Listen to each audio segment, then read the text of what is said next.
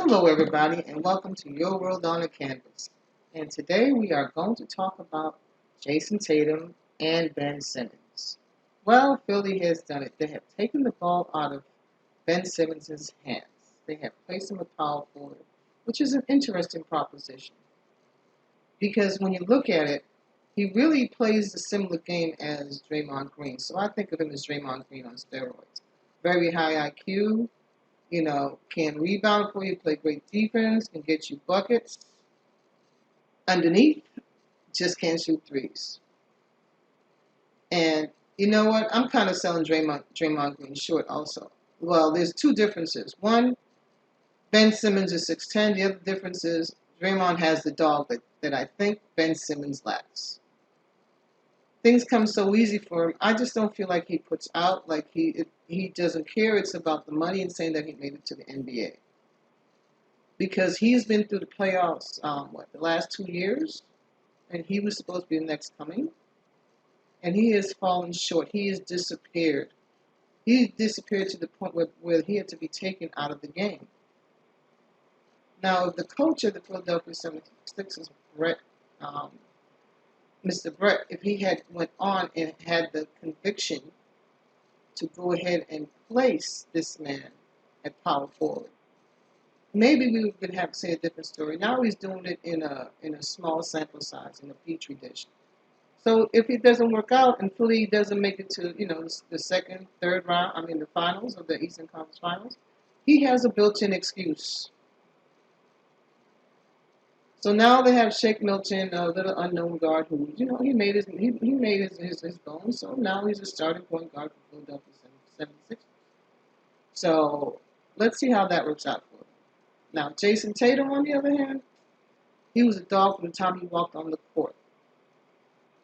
When he went up against Ben Simmons in the so-called rookie season for Ben Simmons, he held his own. He held up.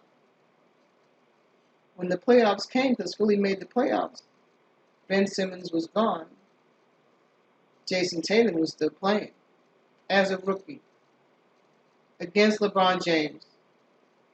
I believe they hadn't had any type of experience, legitimate experience. Al Horford didn't step up. He's a great locker room guy, but when they needed him to rally the troops, he wasn't there. His get up and go has got up and gone.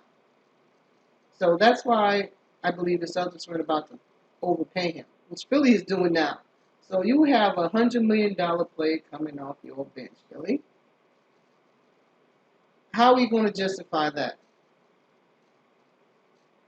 Next year, he's gone. You're going to have to trade him. You might trade him to the Lakers.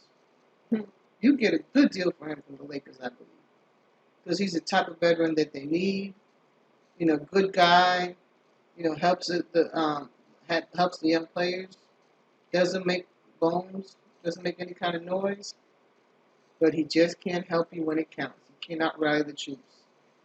He'll be part of the great support. But in terms of getting them to work together, it didn't work. It didn't work for the Celtics. When Kyrie was gone, where was Al? Where was his leadership skills? And it shows.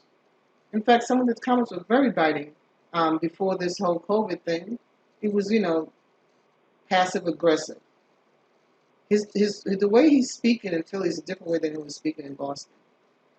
So I believe he doesn't respect Philly at all. He's there. He's like, okay, you got your money. Be careful what you ask for.